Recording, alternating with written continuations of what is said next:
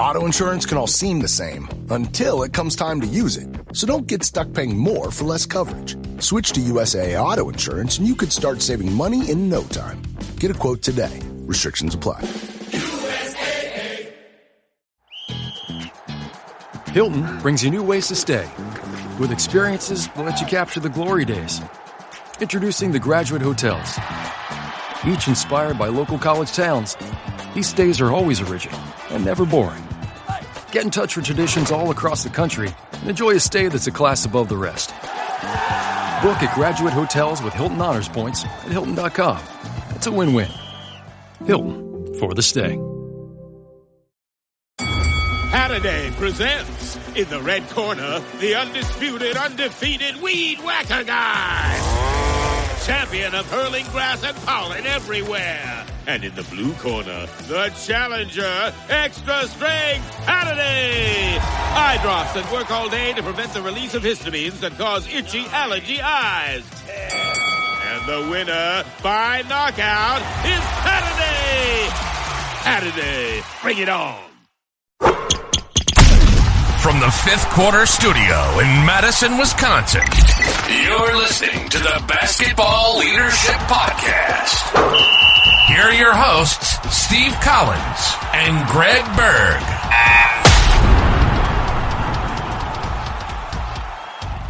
Hey, Coach, welcome to the Basketball Leadership Podcast. I am so excited that you decided to join us.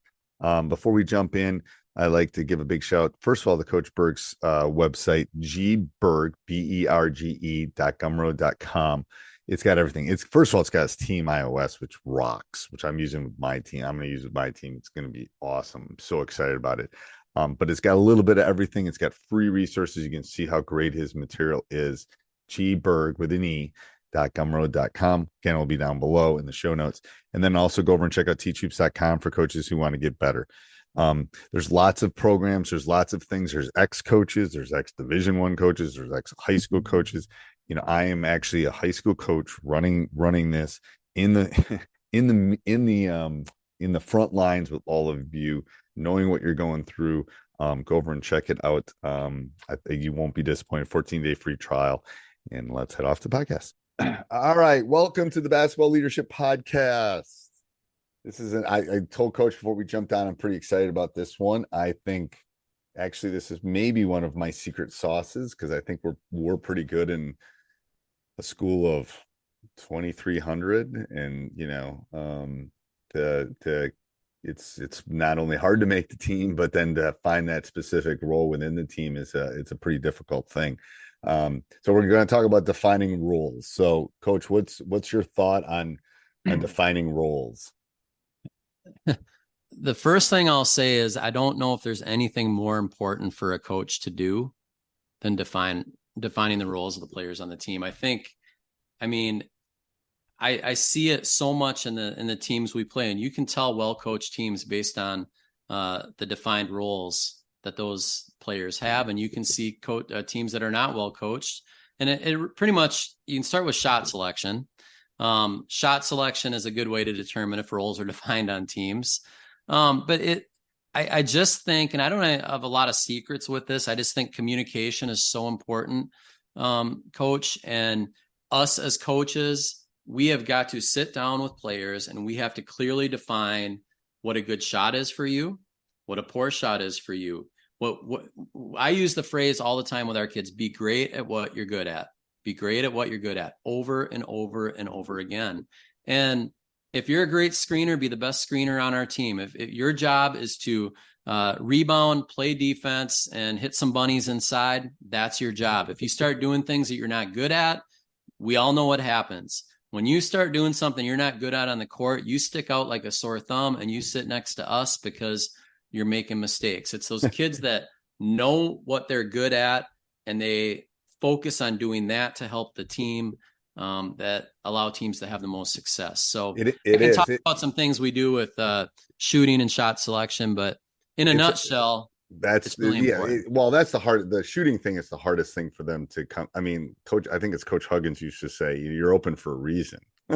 Yep.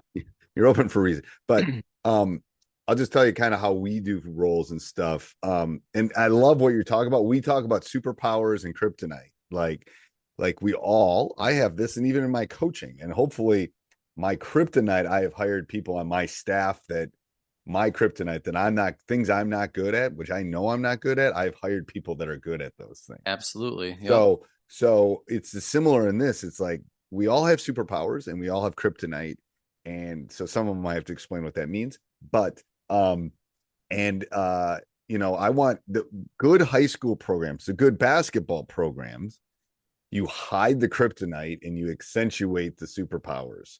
Yep. It doesn't matter. It literally is that simple. Even in the NBA, Giannis is very, very good, but he has a couple skill sets that aren't as good as some other ones. They try to hide those. Sometimes he gets in foul trouble, and sometimes there's things he does. He's one of the best players in the world, but he still has things that he's good outside shooter. Yeah. There's things that he's not. So they hide him. They try to hide him, and they try to So I think that's the thing. But the way we do it is once I pick the team, once we've had cuts and I've had to pick the teams, we do roles 3 times in a year. Now I'm talking to kids all year long. Yep. We have 3 formal times. We have before the first game, usually winter break, and then right before tournament is when we do it. Now we do a postseason when I don't count that one because that's for next year. I don't do that with my seniors, but and those are courageous conversations. Those are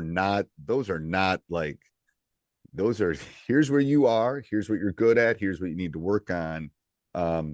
And talking about leadership in the previous couple of weeks too. Like I know last year I of all of them, I think maybe all but one were really good. They all kind of understood their role, but there was one that just did not understand, we were trying to put a square peg into a round hole. And it was like hearing nothing I was saying. And that's tough. It's from a cultural standpoint, from a leadership standpoint, from a team winning standpoint, the kid couldn't play. Like you can't play at this point because you just don't understand where you fit into kind of your roles and stuff. And I think this, the culture piece of a program, like I find it so much easier now because kids know coming up. I mean, they know what we value. They know what they see us play. They know what type of shots we take. They know how we play.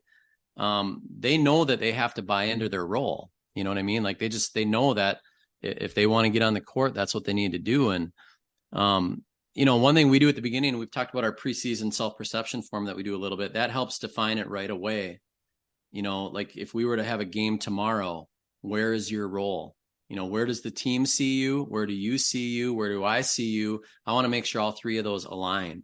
But I'm with you. It's the, we definitely talk about it kind of holiday-ish time, definitely before the tournament again, definitely before the first game. You have to kind of lay it out there and say, you know what, we're probably going to play 8 kids, guys. And our first guy off the bench is going to be this, and I also do on my preseason form, I have the kids, you'll like this one. I have them tell me how many minutes they expect to play every game and how many shots they expect to take. I add them all up. I say, well, we average whatever. I don't know how many shots per game. Yeah.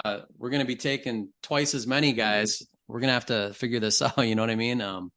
You gotta do you and I are both math teachers in there. Like at some point, it's like I do the exact same thing. It's like, okay, so this, like we were like 100 minutes over last year. It's like this can't happen mathematically. I can't do this. Work. Like can't play 8 on 5.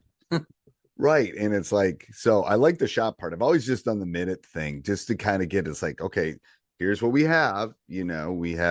We played 18-minute half. So I've got 36 minutes. So, so it's like, but then, and they all kind of know a couple kids should be playing like high 20s, at least in ours. It's like, they're going to need a little rest, but they're going to maybe play 30 to 36. So all of a sudden they're all fighting for, it's a wonderful visual. Now, will they all get it? Not necessarily, but it's a great visual. Like I'm not playing 15 people for 12 minutes, whatever it is. It's like, that ain't happening. And having these conversations with kids, like right away, preseason meeting, they have to know exactly what is expected of them. We're going to play 8 guys. We have a really tough schedule. I mean, in a perfect world, I think we would all say we have a real successful season. You maybe have a few games where, you're going to get a bigger victory and you can put kids in and, but sometimes, I mean, if you have like a really competitive team and you're like every game is a battle, there's kids that aren't getting in, and they have to know that going in and know that you're going to do whatever you can to give them more PT when you can. But clearly defining that and communicating it often and having these one-on-one relationships are critical for a coach, because it's a great quote. If you don't communicate with kids on this stuff, when you don't communicate at all as a coach, you get a void of communication. And whenever there's a void, that void has to be filled with something. And more often than not, it's filled with negativity. It is. And so communicating and defining roles, critical. It is. And to be honest, from an old dog, I'm telling you right now, for the people listening, it's a lot easier sometimes for a junior to accept that than a senior. Because they might play the next year, they might develop into the next year. It's like it's a unique senior that can be the 12th guy on the bench and never play. Yeah, it just is. And I've almost, to be honest, weird thought on that, Steve, is I would say our seniors that come out their senior year who have gone through it their junior year tend to know it. Like they're willing, they know where they're going to be. Sometimes when kids get up to their first year on varsity as a junior and they've played all the time, they've been in the top 5 on all team, and all of a sudden they're mixed with the best players in our school and they don't play. That's hard. They accept it. They accept it, but it's harder for them. It is. And it's like, yes. And it's like there's differentiation there that's hard. But again, hopefully all the way through, it's hard. And to be honest with you, I think you're 100% right. I think most of the time the kids get it. Yep. I'm thinking the people that live at the same house with them sometimes don't get it quite as well. Meeting, define it, say that, don't sugarcoat anything. If you're a young coach, you have to be honest, you have to be empathetic, but you cannot sugarcoat anything. It will only get you in trouble. Right. And yes. And especially the young coaches, when you have these meetings, I would have another assistant in there with you, especially early in your career, maybe before you build up a little street cred. Good idea. Just because I've told this story on Coach Unplugged, but I had a talk with my son junior year, and when he told his mom, and what I said was not the same world. It was not the same. It was sophomore going into junior. Yeah. It was like I came home and I was like, we called my assistant up and I said, here, and put him on speaker. I go, did I say that? No, you didn't see. He said, here's what you said. So that's my own son didn't hear what I had to say. So mom needed to hear that. It's like, well, but yeah, that's cool. Like I just told him it was going to be hard. And it's like, here's what you have to do and blah, blah, blah. He heard I'm never going to play is what he heard. Yep. They hear what they It's selective hearing sometimes, I think. All right. Anything else with defining roles, Coach? No, it's just incredibly important for coaches to make sure you are having this ongoing discussion with your athletes. Awesome. That's great. All right. Till next week.